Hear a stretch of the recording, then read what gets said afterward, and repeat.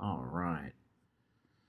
Module 5 is about the psychological benefits of playing video games. We'll start on the bright side before we go to the negative side. So, what I want to say first and foremost up front is that the vast majority of research relating video game play to some sort of psychological outcome, such as aggression or happiness or something, these tend to be correlational research. Correlational research is when you find that there is an association between some variables. It's when you find that these two variables coincide. When you have more of one, you tend to have more of the other. It's true, however, that sometimes correlational research can be very tricky to interpret. Sometimes the direction of causality is not clear. So there is research showing that kids who tend to play more hours of violent video games tend to also be more aggressive. That is a correlation, but that doesn't mean that the video game play is causing the kids to become more aggressive. It could be the opposite direction of causality. Kids who are already aggressive happen to enjoy video games and playing violent video games. Sorry, I should have said playing violent video games makes you more aggressive, not non-violent video games. And then also, these two variables, amount of time playing violent video games and how aggressive kids are, could be caused by some underlying thing. Why is anyone aggressive? Is it because their parents were aggressive? Is it because there's a bad aggressive culture at their school? It takes a village to raise a kid. There's all kinds of things that could explain why a kid's being aggressive. All of those factors could explain why a kid is aggressive and why they also coincidentally play aggressive, violent video games. Fun fact, and you can Google this, look it up on the internet if you don't believe me, but there was once a correlation found between the number of films that Nicolas Cage appears in per year and the amount of drownings in the US. More Nicolas Cage means more people drowning. Is that a coincidence? I think it is. You could certainly make up your own story about how these variables are causally interacting, but it's probably just a coincidence. But anyway, there really is not very much high quality research to support claims of benefits, like broad benefits of video game play. I'm going to go into more specifics, but if you apply the most rigorous expectations of valid empirical scientific research, there's currently not much of a strong claim that can be made about just global, broad playing video games means you get this benefit or that benefit. And that's because a lot of it has to do with the fact that it's correlational. Similarly, there are a lot of studies on screen time with kids, somewhat with adolescents and early adults, I guess. These studies suffer from much the same thing. You can find a correlation between kids having more screen time and kids having attention issues, but it's not clear what came first, the chicken or the egg. It's just a correlation. There's a lot more that needs to be done. What the hell is that? Sorry.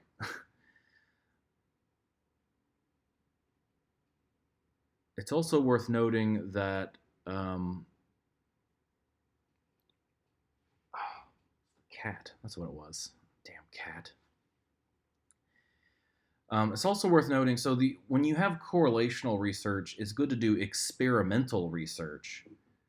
This is where you systematically manipulate one of the variables of the study. So for instance, you could put kids in a situation where you randomly assign them to either play violent video games or play a more neutral video game like Tetris or something like that.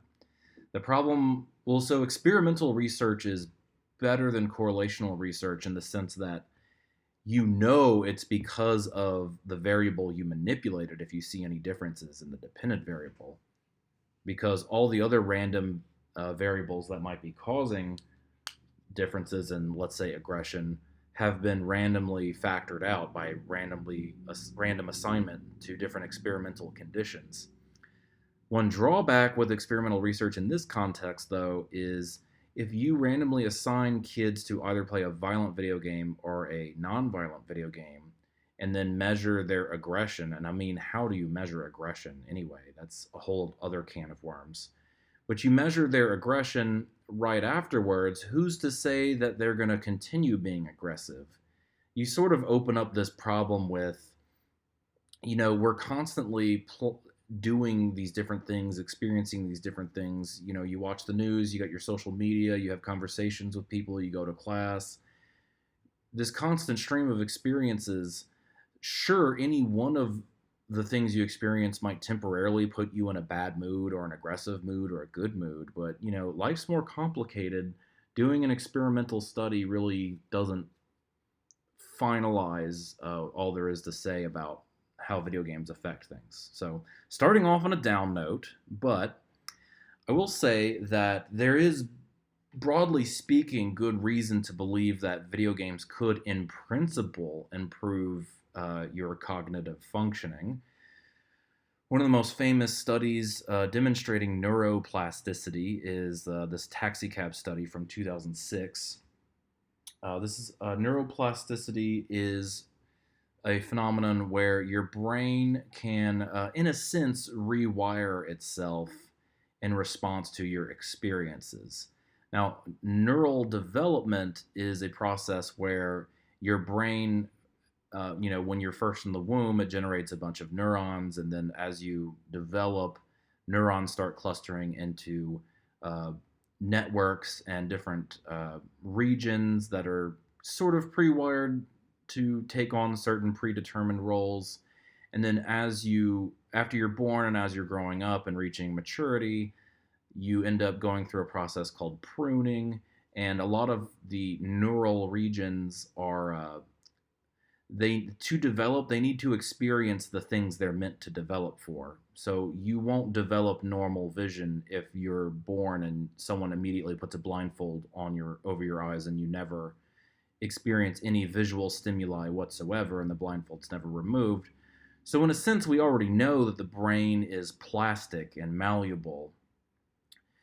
But even after you've reached maturity, there's evidence that your brain can continue to be pretty malleable, not as completely malleable as it is when it's first forming and having those first critical experiences early in life. But you can see some differences. So in this study, they looked at London taxi drivers. People who first started this job had their brain scans, and people who have been on the job for years and years and years had their brain scanned, and comparisons were made. Now, if you're going to be a cab driver in London, you have to pass rigorous tests. You have to have a very good sense of direction. You have to memorize all these weird, sprawling streets and routes.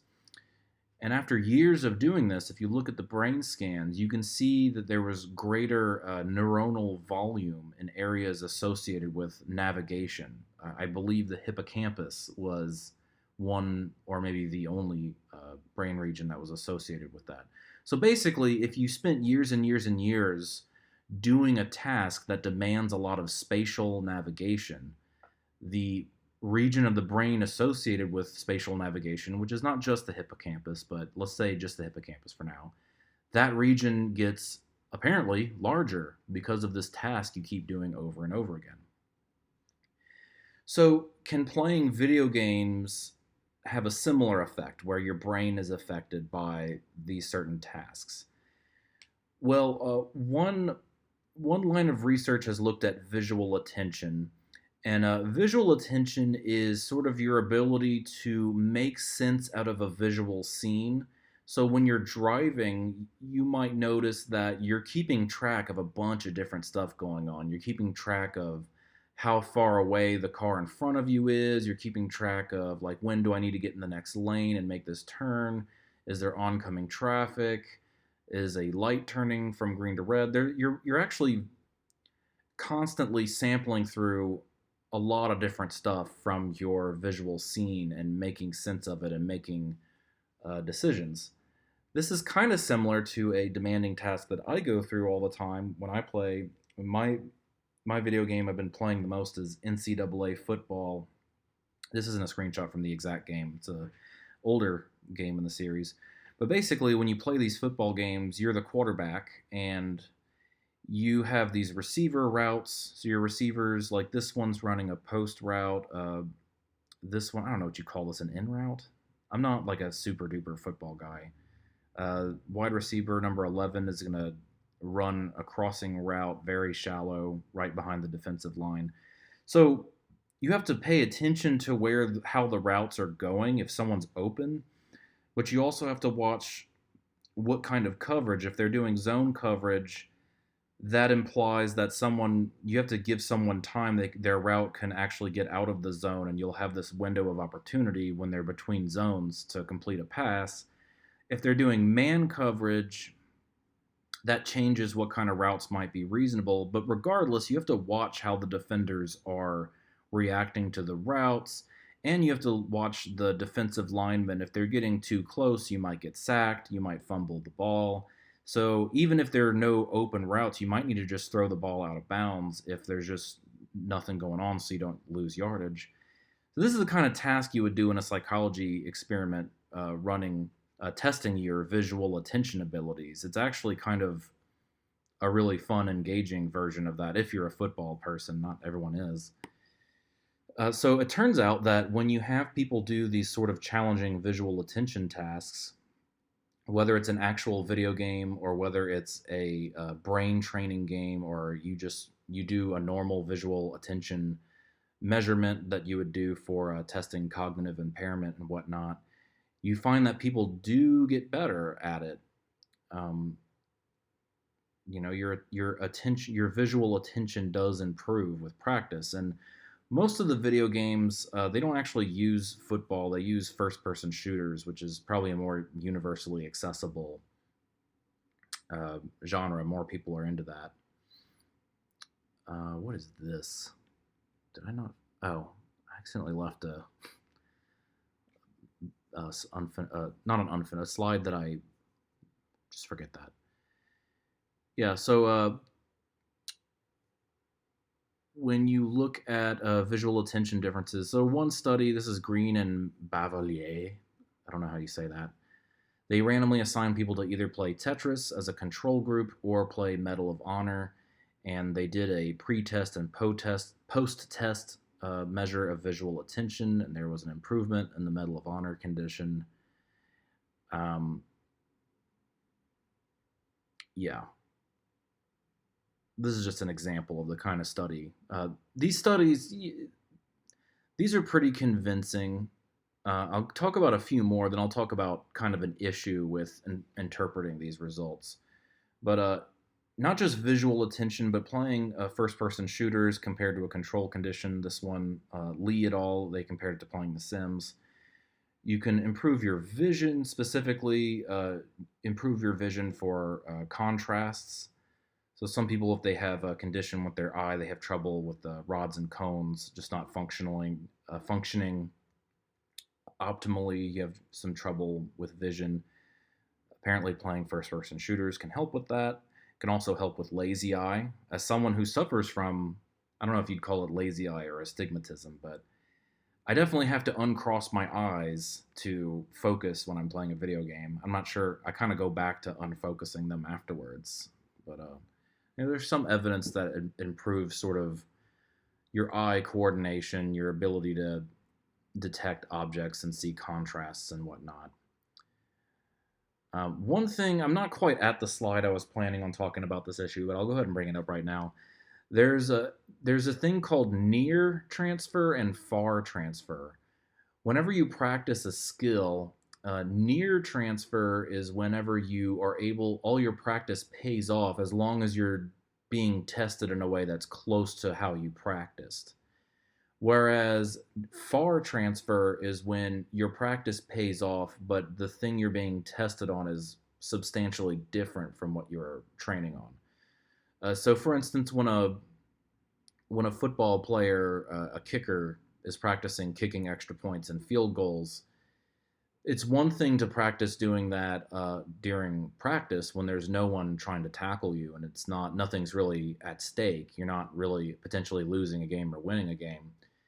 That Does that transfer over to a real game? For some people, it will. For some people, it won't. Some people get the quote unquote yips when they have to kick in front of a crowd, as opposed to what you really want is someone who kicks just as good in practice as they do in a real game situation.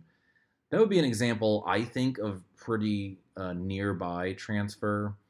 Now, some far transfer is these drills they do in lots of sports where, like, I keep using football examples, but you'll have like this receiver run a very simple route, and the quarterback will throw a really simple like throw, and the receiver catches it, and no one's trying to tackle the receiver or anything. That helps with the quarterback's throwing mechanics. It helps with the receivers, like just bare catching mechanics, but it's really far removed from an actual game. That's why most drills are a lot more complicated than that. Like you might have a coach that's running at the quarterback with a pad to hit him. Like, say, you only have 2 seconds to get the ball out of your hand. And you might have the receiver have a blocker trying to, like, swat the ball away to make the catch a little more game like. So, a lot of coaches try to make their drills more near transfer rather than far transfer. And that's kind of a problem with these video game studies is it's unclear sometimes if you're just improving someone's ability to do these laboratory style tests of visual attention, how much does that translate into the real world? So, for instance, with the eye focusing thing, my eyes, for instance, do focus a little better while I'm playing a video game because I need to be focusing. Also, when I'm driving, I tend to focus my eyes a little better, but I have a bad habit of not investing the effort of making my eyes point the same direction if I don't absolutely need them to. That's just something to keep in mind as you interpret these results. One study I found interesting was that apparently playing video games improves creativity, and it doesn't matter what kind of game it is. And this is compared. Playing video games improved creativity better than just playing on the computer in general, using the internet, or using smartphone. So I thought that was interesting. But again, you'd probably want to read these studies in detail and do a lot of critical thinking about how do you measure creativity? Then again, how do you measure aggression? I'll tell you that when we get to the aggression chapter, there's a spoiler alert. Sometimes it's really unclear how much the means by which a psychologist measures something like aggression really correlates with how people actually act in the real world. So a psychologist might give you a bunch of word completion tasks like H blank blank P, and if you and you have to guess what letters are filling in those blanks. You could put EA and make it heap, or you could put EL and make it help. And depending on how many words you complete in a aggressive or a pro-social way will tell psychologists like where your mind is. Other studies will have you, like, after you do something like play a video game or read a comic book, they'll have you help the researcher like make sandwiches. And someone who just beat you at a game, they'll ask you to put hot sauce on their sandwich, and people will put more hot sauce if they played like a more aggressive game. It can get really weird, and sometimes the connection between what you're purporting to measure and like the thing itself, like aggression and the means by which you measure aggression, can sometimes be a little bit of a stretch. So there's also this giant cottage industry, or at least there once was, for brain training. I actually worked at a brain training place. It was an in-person brain training thing. There was no computer or video game involved. But there's also video games for it. Brain Age for the Nintendo DS was a big hit. There's also this site called Lumos. I don't know if it's still in business. But there was kind of a fad for a while where a lot of video games said that you can train your brain, you can increase your intelligence by playing these games. Like, for instance, doing these navigation puzzles, doing math and whatnot, doing Sudoku will improve your general intelligence. Turns out when you do a meta analysis that it does not improve your general intelligence.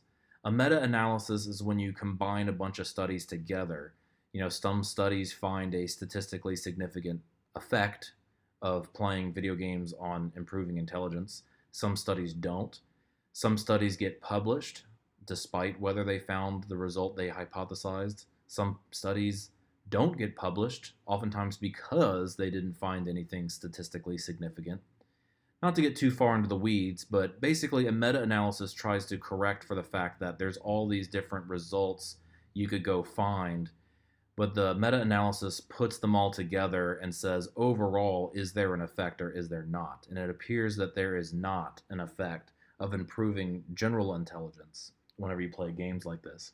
However, it does look like you can help people with very specific cognitive impairments, like if someone's slowed down, like they have trouble processing things as quickly, or if you lose what's called retrieval fluency. Retrieval fluency is the speed and accuracy with which you can retrieve things from long-term memory. There is evidence that playing certain games can help with those. Also, they can protect you from age-related cognitive decline and, again, help you with specific disorders. So there is some use that can be made out of this. It's just maybe not as much broad, universal use as you may have heard. And also, here's the slide where I brought it up. The issue of near and far transfer pops up. So when you're playing these games, like if you get really good at math problems, then you'll probably be good at like calculating a tip really fast. Like if you're at a restaurant and you just carry the decimal, multiply by 2 to get 20%, whatever. You'll probably, do similar kind of mental arithmetic faster than before, but it's really probably not going to make you smarter in general. It's going to make you better at a bunch of specific things through practice. I think that just practicing basic arithmetic is a good idea because you get rusty very easily, and you use mental arithmetic all the time, so why not practice it? But aside from that, it can be a stretch when you're playing these games and you're thinking like, how is this helping me? All right, are there social benefits? So the comedian Demetri Martin has this quote. He says, "I like video games, but they're really violent. I like to play a video game where you help the people who were shot in all the other games. It'd be called Really Busy Hospital." So there's this perception that all video games are violent, or nearly all of them are violent. Not all of them are. I mean, simulation games, racing games aren't really violent. But really, go to a video game store, look around. They're pretty much, like, the majority of them are violent. So there's a very small literature of people asking, what happens when you have someone play a pro-social game? You're not running around emptying your machine gun at aliens. You're running around feeding the aliens. And you're not blowing up Nazi. Well, you don't want to do nice things to Nazis. I take that back. Killing Nazis is good, like if it's a World War II game. But, a pro-social game would be a game where you're helping people rather than killing them or beating them up. And yeah, I looked through some of this literature, and I've got to say I'm not terribly impressed with it. Again, I don't doubt that playing any kind of experience, like if you go watch a movie and the movie leaves you with this warm, fuzzy feeling inside and leaves you with hope for humanity, I'm sure for the next hour or two that'll change how you interact with people in some detectable way. But I read the evidence and I don't find it terribly convincing. There are certainly some studies out there claiming that playing a pro-social game where you're helping people makes you more pro-social afterwards. There's also this genre I'd never heard of before called serious games. They're also known as applied games. Now, serious games are games that serve a purpose other than primarily entertainment. In most video games, you could say, in some sense, are meant to be entertaining, even if you're kind of frustrated at various points, or you're doing things that really aren't that fun, like we talked about in one of the early chapters. So, two examples I have here. One is Peacemaker from 2007. I've never played it. It appears to be some sort of turn-based strategy game about the Palestine-Israeli conflict. Well, it is about the Palestine-Israeli conflict, but what kind of game it is exactly, I'm not sure. Basically, though, it's a game that was meant to teach people about the conflict in the Middle East that has no end in sight and give people more perspective on viable solutions and give them a depth of understanding. This is an important civic uh, good. It's tempting. Some politicians, they like to kind of oversimplify things and say, "Hey, all we got to do is just build a giant. All we got to do is block out the sun, and then whatever." They have these really simplistic solutions that won't work. But if enough voters who don't understand what the politician's talking about believe it, then they'll vote for this person, and then nothing will get done for this real problem. There's also a game called Eco, which I looked at some gameplay footage. It looks interesting. I don't know exactly how to characterize it. It kind of looks like a Minecraft esque thing. But it basically is a game that draws your attention to different issues in ecology and green energy, carbon footprints. Kind of gets you thinking about the unseen processes that affect our planet. Perfect example, our car exhaust is invisible to the human eye. If you could see in the infrared spectrum, you would just see all this fog and gas everywhere, because just because it's invisible doesn't mean it's not there. Games like Eco can help draw attention to issues like these. There's also there are also some games that try to create empathy where you otherwise wouldn't have had empathy. Particularly, this game Papers, Please is sort of this. I've never played it, but people really like it. I'm having trouble understanding how that's possible. See, Papers, Please is about you're an immigration officer, and you have to like view people's immigration documents and either refuse entry into the country or allow entry to the country. And it doesn't sound that fun to me, but people swear it's fun.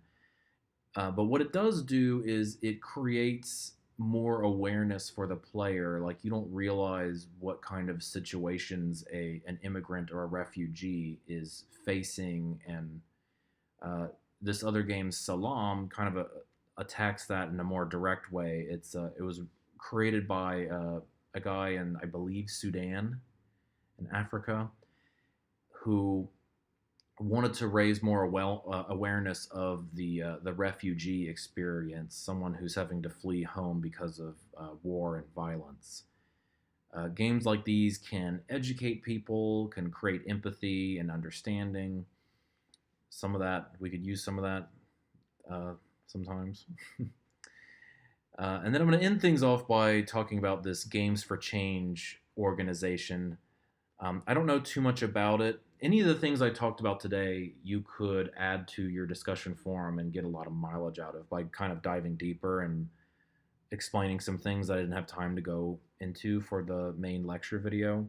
What I understand about for Games for Change is that they support game design that's trying to achieve some higher purpose. So it's not like they completely abandon the idea of games being fun. All these games are supposedly fun. I haven't played any of them, to be honest. I should. The games should be fun in some sense, but Games for Change is also trying to support games that also have some sort of higher purpose. They have festivals, they have awards. Feel free to look deeper into that and give some more info. I got to leave y'all something to talk about in the forum.